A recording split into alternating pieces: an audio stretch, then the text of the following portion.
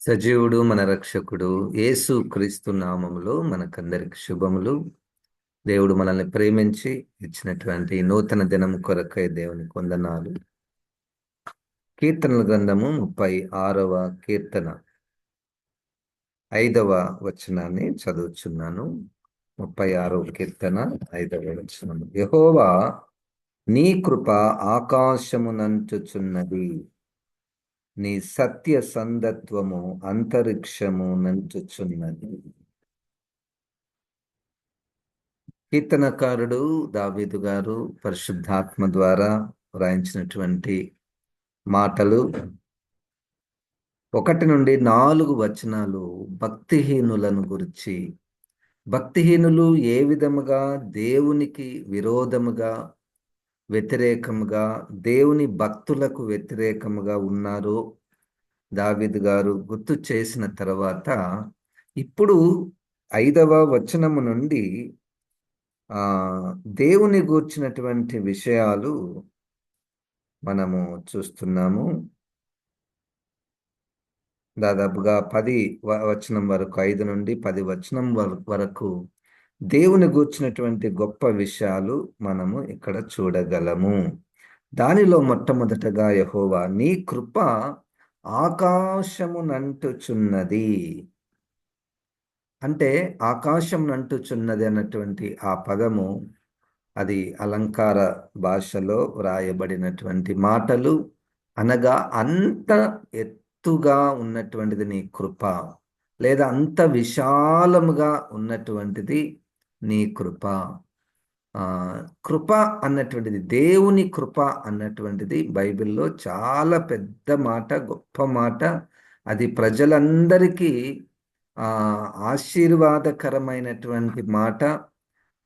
ఈ మాటకు ఉన్నటువంటి విలువ క్రొత్త నిబంధన వారు కూడా, గ్రంథకర్తలు కూడా ప్రతిసారి కూడా దేవుని కృప మీకు తోడై ఉండునుగాక, దేవుని కృప మీకు తోడై ఉండునుగాక అన్నటువంటి మాటను సంఘాలకు, క్రైస్తవ సంఘ విశ్వాసులకు చెప్పినటువంటి మాట. ఈ కృప చాలా ఎత్తైనటువంటిది. ఎంత అంటే ఇప్పుడు ఆ కృపలో ఉన్నటువంటి మాటలను మనము పరిశీలిస్తే, క్షమించుట, క్షమించుట అన్నటువంటిది ఎంత పెద్ద మాట. యేసు ప్రభు వారు తన బోధలలోనూ తన జీవితంలోనూ ఈ క్షమించుట అన్నటువంటిది ఎంత పెద్దదంటే, క్షమించుట ఎటువంటి వారిని ఆయన క్షమిస్తాడంటే, ఆయనను పొడిచిన వారిని, ఆయనను మేకులతో కొట్టినటువంటి వారిని, ఆయనను హింసించిన వారిని కూడా, ఆయన మీద నిందలను మోపినటువంటి వారిని కూడా క్షమించేటటువంటిది గొప్ప కృప. దేవునికి స్తోత్రం. ఆ క్షమాపణ అన్నటువంటిది నాకు దొరికింది. ఆ క్షమాపణ అన్నటువంటిది నీకు దొరికింది. ఇక వేరెవ్వరు క్షమించలేరు. వేరెవ్వరు కూడా ఇంత ఘోరమైనటువంటి పాపాలను క్షమించలేరు. దావీదు గారికి దేవుని యొక్క కృప ఆకాశమునంటుచున్నది. అంత పెద్ద కృపలో ఆయన ఇన్ని ఘోరమైనటువంటి పాపాలను క్షమించినటువంటి వాడు. ఈ లోక చట్టము ఒప్పుకోదు. శిక్షించాలి. ప్రతి తప్పిదానికి దానికి తగినటువంటి శిక్ష ఉంటుంది. కానీ దేవుడు తన ఓరిమి వలన, రోమపత్రికలో 3వ అధ్యాయములో ఆయన మన పాపములన్నిటినీ క్షమించేశాడు. అపోస్తల కార్యములో 17వ అధ్యాయములో కూడా దేవుడు పూర్వము మనం చేసినటువంటి పాపములన్నిటినీ ఆయన క్షమించేశాడు. ఊహించుకుందాము, మనము ఒక 10 మందికి అప్పు ఉన్నామనుకోండి. 10 మందికి రుణపడి ఉన్నాము. రుణములు తీసుకున్నాము, కట్టలేకపోతున్నాము. ఆ 10 మంది కూడా ఒక్కటేసారి వచ్చి, నువ్వేమి కట్టనవసరం లేదు అంటే అసలు ఆ ఆ ఆ స్థితి ఎలాగుంటుంది? ఎంత కృతజ్ఞతతో మనము నింపబడతాము. మనం చేసిన తప్పిదాలు అన్నీ ఒక పట్టిక రాశారు. పట్టిక రాయబడింది బైబిల్‌లో. ఆ ఆ ఆ పట్ ఆ పట్టికనంతటిని కూడా ఆయన సిలువకు మేకులతో కొట్టేశాడు. మనము ఎన్నెన్ని పాపాలు చేశామో అన్నిటిని కూడా తీసుకొని వెళ్ళి సిలువకు కొట్టేశాడు అంటే, అన్ని పాపాలను ఆయన క్షమించేశాడు. దేవునికి స్తోత్రం, హల్లెలూయా. ఆ క్షమించుటలో ఎంత ప్రేమ ఉన్నదో, మామూలు ప్రేమ కాదు. మనం ఆయనకేం చేయలేదు గదా! ఆయన మనల్ని ప్రేమించడానికి.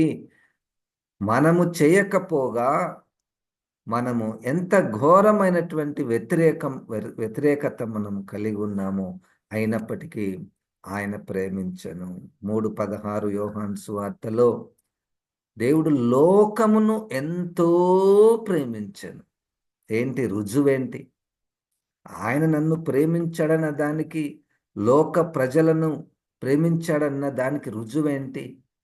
ఆయన ఏకైక స్వంత అద్వితీయ కుమారుణ్ణి ఈ లోకానికి పంపించి మన పాపముల నుండి మనల్ని విడిపించుటకు ఆయన ప్రాణం పెట్టేంతంతగా ఆయన మన దగ్గరికి వచ్చాడు.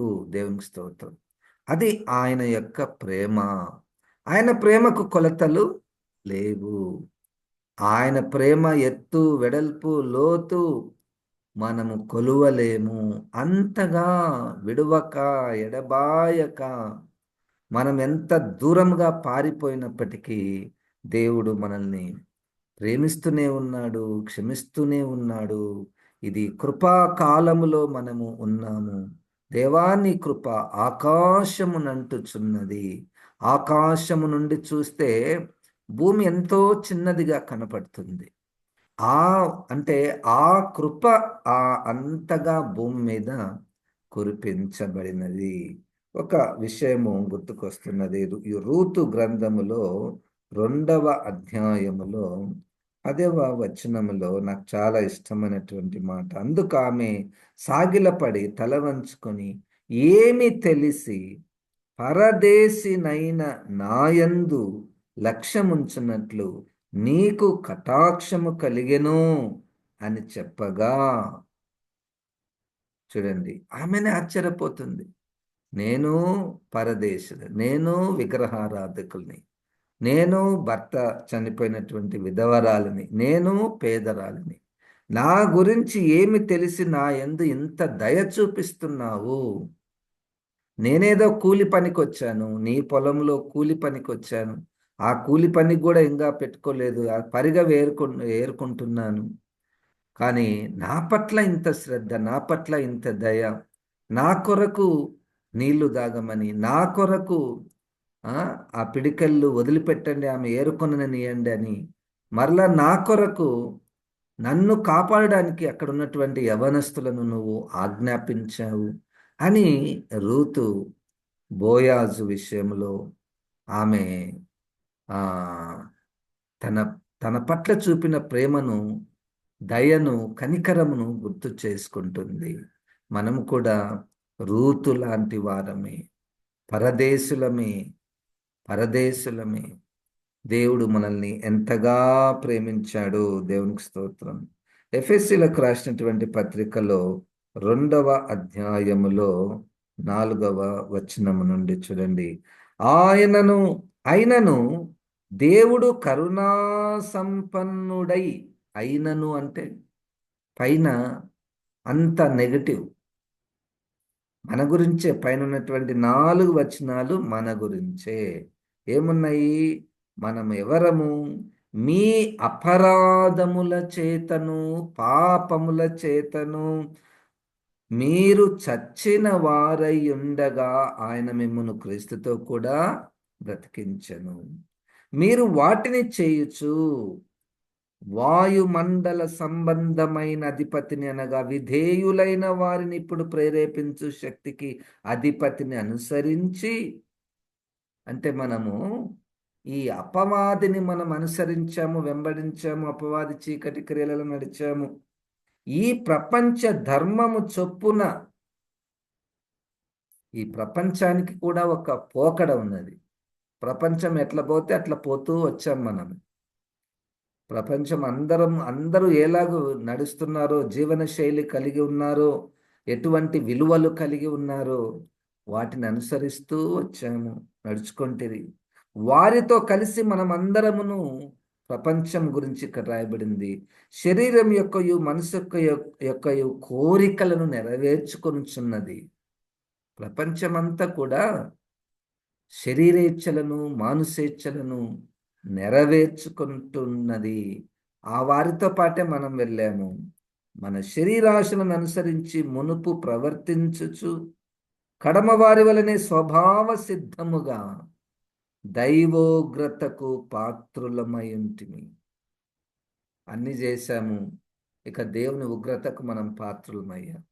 అయినను 4వ వచనంలో దేవుడు కరుణా సంపన్నుడయుండి మనము మన అపరాధముల చేత చచ్చిన వారమై ఉండినప్పుడు సైతము మన ఎడల చూపిన తన మహా ప్రేమ చేత మనలను క్రీస్తుతో కూడా బ్రతికించెను. కృప చేత మీరు రక్షింపబడి ఉన్నారు.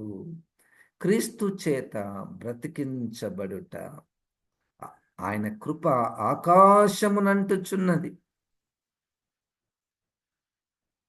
మనము ఈ లోకములో అపవాదిని అనుసరించిన రీతి, మనం ఈ లోకాన్ని అనుసరించిన రీతి, మన శరీర ఆశలను, మనసు ఆశలను నెరవేర్చుకున్నటువంటి జీవితమును ఆయన ఇవన్నీ చేసిన తర్వాత మనకు మిగిలింది, మనము సంపాదించుకున్నది ఏంటంటే దేవుని ఉగ్రత. అది అయిపోయింది, ఫైనల్గా అయిపోయింది. కానీ ఆయన కరుణా సంపన్నుడై క్రీస్తును మన కొరకు ఈ లోకానికి పంపించి, పరిశుద్ధాత్మ ద్వారా క్రీస్తు నా కొరకు ఏం చేశాడో అని మనకు బోధించి, నా పాపములకు ప్రాయశ్చిత్తము యేసు రక్తంలోనే ఉన్నదన్నటువంటి జ్ఞానాన్ని మనకు యేసు పరిశుద్ధాత్మ దేవుడు దయచేసి ఆ ఉగ్రత నుండి మనల్ని తప్పించినటువంటి ఆ కృప, క్రీస్తు యేసు నందు ఆయన మనకు చేసిన ఉపకారము ద్వారా 6వ వచనంలో, ఎఫెసీ పత్రిక 2వ అధ్యాయం 6వ వచనం, క్రీస్తు యేసు నందు ఆయన మనకు చేసిన ఉపకారం ద్వారా అత్యధికమైన తన కృపా మహాదైశ్వర్యమును, అదొక ఐశ్వర్యము, కృప అన్నటువంటిది మహా ఐశ్వర్యం, రాబో యుగములలో కనపరచు నిమిత్తము క్రీస్తు యేసునందు మనలను ఆయనతో కూడా లేపి పరలోకమందు ఆయనతో కూడా కూర్చుండబెట్టెను. మీరు విశ్వాసము ద్వారా కృపచేతనే రక్షింపబడి ఉన్నారు. ఇది మీ వలన కలిగినది కాదు, దేవుని వరమే. అది క్రియల వలన కలిగినది కాదు గనుక ఎవడునూ అతిశయపడ వీలు లేదు. మన స్థితికి ఈరోజు పాఠము, ఇప్పటి వరకు కృతజ్ఞత, ఇప్పటి వరకు స్తుతి. దేవా, నన్ను ఇంతగా ప్రేమించావా, ఇంతగా క్షమించావా, కనికరించావా, నీ రక్తంలో నా పాపాలు కడిగావా, నీకు వందనాలు. పాఠం ఏంటి? దేవుడు నిన్ను హెచ్చించిన స్థితి, దేవుడు నిన్ను రక్షించినటువంటి స్థితి, దేవుడు నన్ను లోకానికి వేరుగా చేసినటువంటి స్థితి, యేసుక్రీస్తులో మనం పొందుకున్నటువంటి ప్రతి ఈవి, ప్రతి ఆశీర్వాదము, అవన్నీ కూడా వాటిని బట్టి మనము అతిశయించకూడదు, గర్వించకూడదు. అది పాయింట్. ఇది మన వలన కలిగినటువంటిది కాదు. ఇది కేవలము విశ్వాసము ద్వారా కృపచేతని మీరు రక్షణ పొందారు. ఆ రక్షణకు తగినటువంటి ప్రతిఫలాన్ని మనము అనుభవిస్తూ ఉన్నాము. దేవునికి స్తోత్రం.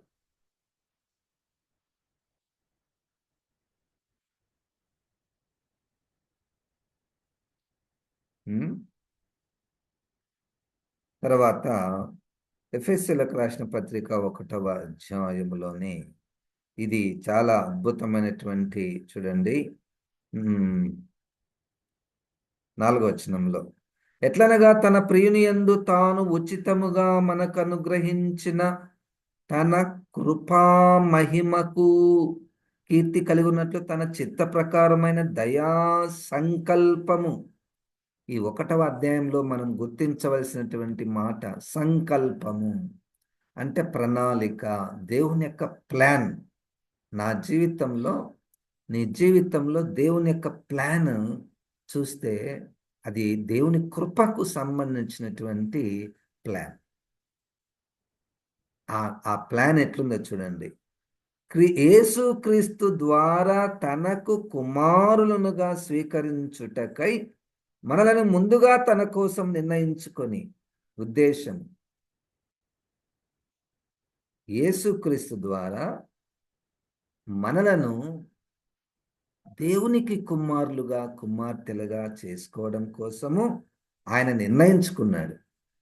ఎవరిని? మనలను. మనమెవరము? లోకంలో ఉన్నటువంటి వారం. శరీరేచ్ఛలను, మానుషేచ్ఛలను నెరవేర్చుకొనుచు ప్రపంచ ధర్మమును అనుసరించి అపవాదిని అనుసరించినటువంటి మనలను తనకు కుమారులుగా స్వీకరించేటటువంటి సంకల్పం. ఎంత గొప్ప కృప! ఇంత గొప్ప కృప! మనము తన ఎదుట పరిశుద్ధులమును నిర్దోషులమునై ఉండవలనని జగత్తు పునాది వేయబడక మునిపే ప్రేమ చేత ఆయన క్రీస్తులో మనలను ఏర్పరుచుకొనెను.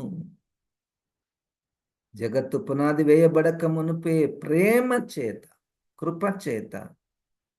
ఎందుకు? మనం పరిశుద్ధులమును నిర్దోషులమునై ఉండాలి. లేము అప్పుడు లేము. ఇప్పుడు క్రీస్తులో పిలిచాడు. ఎందుకు? మనల్ని పరిశుద్ధులుగా ఆయన ఉంచుకొనవలనని. కృప. ఆయన ఉద్దేశం, మంచి ఉద్దేశము. మనల్ని ఆయన పిల్లలుగా చేసుకుంటున్నాడు అంటే ఆయనకేంటి లాభం? దేవునికి ఏం లాభము? ఏం లాభం లేదు. అందుకే దాన్ని కృప అంటున్నాము. ఏ దురుద్దేశము లేకుండా మనకే సహాయం చేయడానికి, మనల్ని పరలోక వారసులుగా చేయడానికి, మనల్ని పరిశుద్ధులుగా చేయడానికి ఆయన ఉచితముగా క్రీస్తులో మనల్ని ఎన్నుకొన్నాడు, పిలిచాడు, నీతిమంతులుగా చేశాడు, మహిమపరచబోతున్నాడు. దేవునికి స్తోత్రం. దావీదు గారు పరిశుద్ధాత్మ ద్వారా 5వ వచనంలో 36వ కీర్తన, నీ కృప ఆకాశమునంటుచున్నది. దానికి మనము చెప్పుకుంటూ పోతే దేవుడు నన్ను క్షమించిన రీతి, నా పట్ల చూపిన కృప, నన్ను ప్రేమించిన రీతి, నన్ను హెచ్చించిన రీతి, ఎన్నిసార్లు దేవునికి వేరుగా ఉన్నప్పటికీ దేవుడు ఇంకనూ నన్ను చేర్చుకుంటున్నటువంటి స్థితి ఏంటి కారణము? ఇంత ప్రేమకు కారణము ఎరుగనైతిని ఓ ప్రభువా. ఇంత ప్రేమకు కారణము ఎరుగనైతిని ఓ ప్రభువా. ఎన్నతరమా నీ ప్రేమ, సన్నుతింతును నీ నామం. నా ప్రాణనాదుండ నీదు ప్రాణమిచ్చితివి, నేను నీ వాడను యేసువా. ఏ రీతి స్తుతింతును. ఇంత ప్రేమకు కారణము ఏమి ఉంది ప్రభువా? దేవుడు మన పట్ల చూపిన కృపను మనం ఎప్పుడు కూడా మర్చిపోకూడదు. ఇది స్తుతి, ఇది కృతజ్ఞత. ఎల్లప్పుడూ మనము ఆయన కృప, ఆయన ప్రేమ, ఆయన దయ, ఆయన కనికరము, ఆయన క్షమాపణ ఎల్లప్పుడూ గుర్తు చేసుకుంటే కృతజ్ఞత వస్తుంది. దేవునికి స్తోత్రం. మన తల్లిదండ్రులు అంటే మనకు ఎంత అభిమానమో కదండి. మన తల్లిదండ్రులు మనల్ని ప్రేమించిన దానికి కంటే కొన్ని లక్షల రెట్లు దేవుడు మనల్ని ప్రేమించాడు. దేవుడు మనల్ని ప్రేమించాడు. మళ్ళీ తల్లిదండ్రులు మనకు పు- పెట్టారు, పోషించారు, చదువు చెప్పించారు, ఉద్యోగాలను ఇచ్చిండొచ్చు, ఇళ్ళనిచ్చారు, ఆస్తినిచ్చారు. ఆ? ఇక దేవుడు ఇచ్చిన దాంతో వీటిని పోలిస్తే, దేవుడు ఇచ్చిన వాటితో పోలిస్తే అవి ఎన్నదగినటువంటివి కావు. తల్లిదండ్రులు అంటే మనకెంత ప్రేమ, తల్లిదండ్రులను మనం ఎంత అభినందిస్తాము, తల్లిదండ్రుల విషయం అనేకులకు చెప్పుకుంటాము, వారిని మనము సెలబ్రేట్ చేస్తాము. అయితే మనము చేయవలసినటువంటిది దేవునికి స్తుతి, దేవునికి కృతజ్ఞత, దేవుని గూర్చి ఇతరులకు సాక్ష్యముగా చెప్పుట. పౌలు గారు ఎక్కడికి వెళ్ళినా కానీ చూడండి, నేను ఒకప్పుడు ఎట్లా ఉండేవాడిని, సంఘాన్ని హింసించినటువంటి నన్ను, నా తల్లి గర్భంలో పాపిగా పుట్టినటువంటి నన్ను ఆయన తన కృపలో జ్ఞాపకం చేసుకుని ఉన్నాడు. ఆ సాక్ష్యము ఎక్కడికి వెళ్ళినా ఆయన చెప్పుచూ వచ్చాడు. కనుక ఆయన ప్రేమను, ఆయన క్షమాపణను మనుషులు ఎవ్వరు కూడా నన్ను క్షమించలేరు. అంత ఘోరమైనటువంటి పాపిని కానీ దేవుడు క్షమించాడు. క్షమించడం మాత్రమే కాదు, ఆ పాపములను తూర్పుకు పడమటకు ఎంత ఎడమో అంత దూరము చేసి ఉన్నాడు. దేవునికి స్తోత్రం. గుర్తు చేసుకోడు. జరిగిపోయినటువంటి వాటిని గుర్తు చేసే ఆయన మన దేవుడు కాదు. దేవునికి స్తోత్రం. క్షమించేశాడు, దాన్ని తుడిచివేసేశాడు, దాన్ని సిలువకు మేకులతో కొట్టివేశాడు. దేవునికి స్తోత్రం. ఎంత మంచి దేవుడు మన యేసుక్రీస్తు.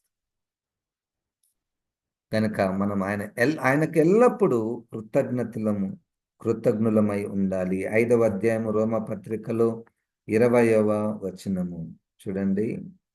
రోమపత్రిక 5:20.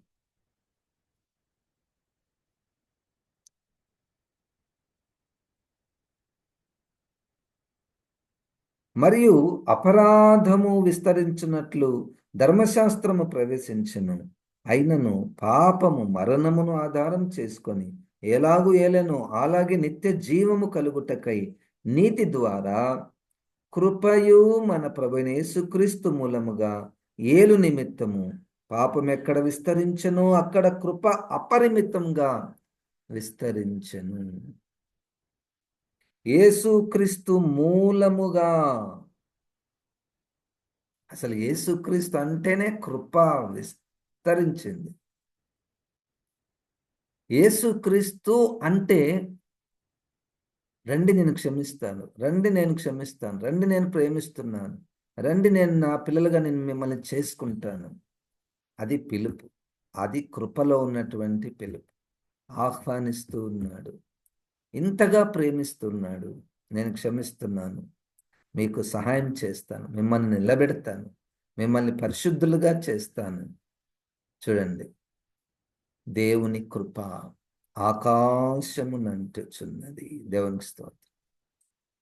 అట్టి దేవుడు మన దేవుడై ఉన్నందుకు మనమెంతో ధన్యులం. ప్రార్థన చేసుకుందాము.